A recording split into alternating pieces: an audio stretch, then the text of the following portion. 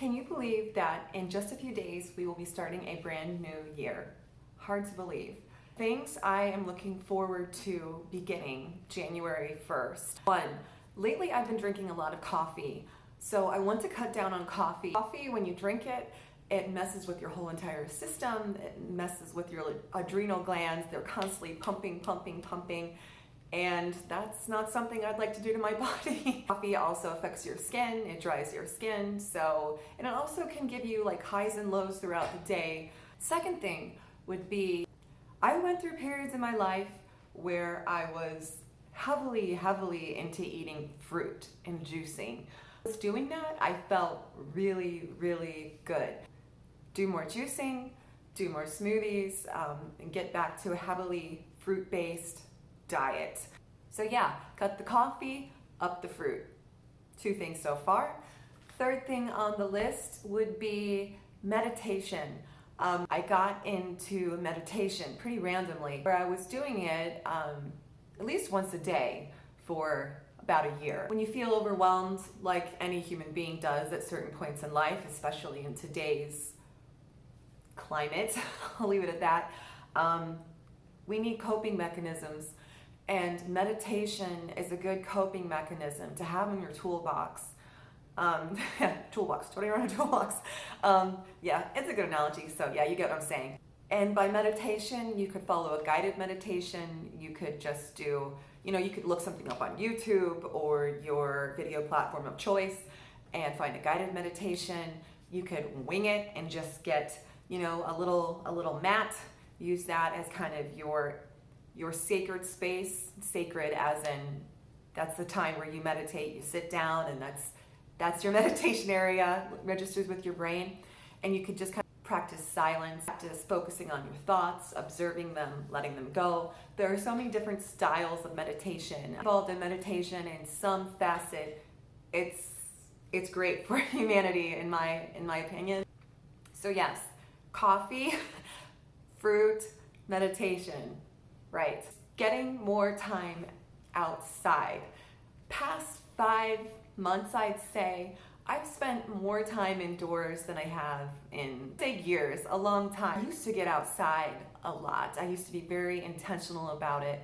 And it made me feel great just being in nature, breathing the fresh air. And I would think if it makes me feel great, it would make you feel great as well. It would make you feel more grounded, more present, more calm, more invigorated, more energetic. Those are the things that I felt when I was outside a lot. And there's actually a really great tracking tool by 1,000 Hours Outside, who obviously they're not sponsoring this, considering I really don't have any people who watch my videos, sadly. But maybe I'll win an award by YouTube for the most amount of videos and least amount of subscribers. I can always hope for that. Anyway, jokes aside, yes. 1,000 Hours Outside.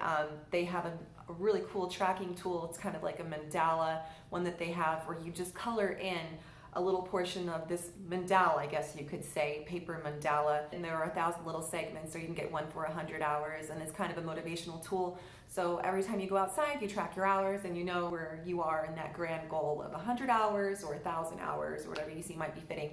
So yes, I haven't actually tracked myself because, like I said, until 5 months ago, I knew I was getting at least 1,000 hours outside every year. It was just coming naturally. But now I kind of am to the point where I'm going to need to push myself and motivate myself. So I'm going to be implementing that tracking tool, and you might like to try it as well. Another thing besides just getting outside and making sure we're outside enough for a long enough period of time is when we are outside. Where I am, it is the winter. The winter just technically started. Days are short, so getting outside at the right time of day to have optimal results for well-being is another thing I'm going to try to go for.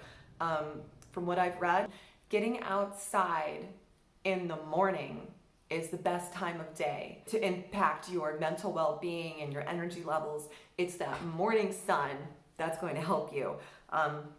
That's the point. Getting outside in the morning, getting the sunshine on your face, on your skin, in your eyes in the morning. Time of year, I would even say before 11 o'clock because the sun is highest in the sky well before noon. I think it's like 11 to 11:30 where the sun is actually highest in the sky winter, so, but don't quote me on that. Right, so outside time and then keeping track of when that outside time is so it's the most beneficial to your well-being. Something else is getting up at a certain time.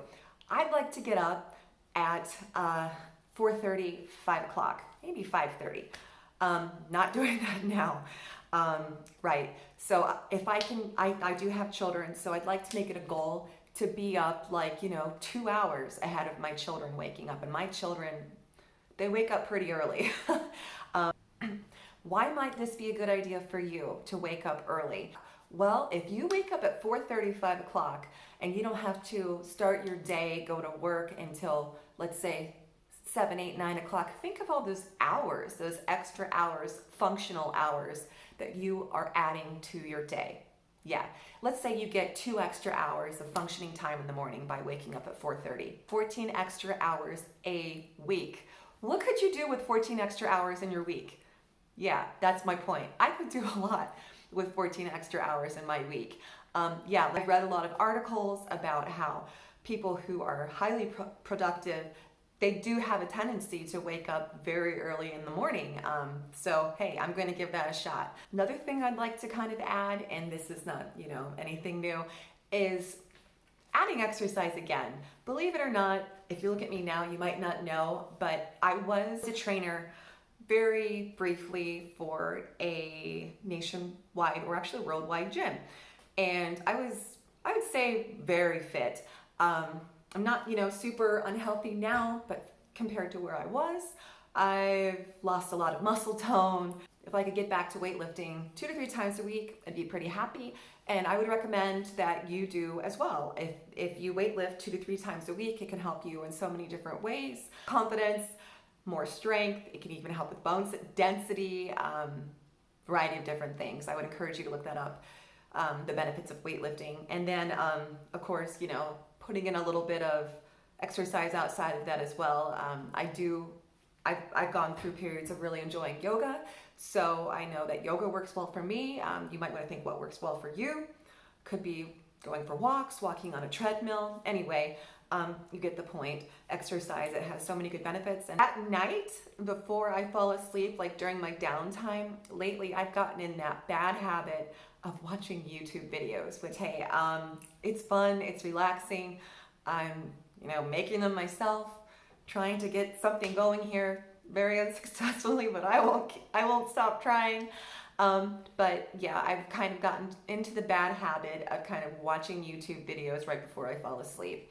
And I feel like there's a time and a place for watching YouTube videos, but I don't think it's not necessarily every night before one goes to bed. So I'm going to try to read a book before I go to bed, like that, that little window of a half hour before bed. So I'd recommend that you do that as well. It's such a cozy thing to do in the winter. It's some good book recommendations for, nighttime adult reading. I have a couple on my list, and maybe that'll be my next video. But anyway, yes, so that's my list. I hope maybe you can join me on some of those goals for the upcoming year. And if you have any questions or comments, of course, I'd love to hear them. And I hope that, again, that you can gather something, take something away from this list and try to implement it in your own life. I wish you all the good things in the world, a blessed new year. And yes, please do what you can for your mental well-being and for those around you. We need to stay strong. So yes. Thank you for tuning in. Until next time.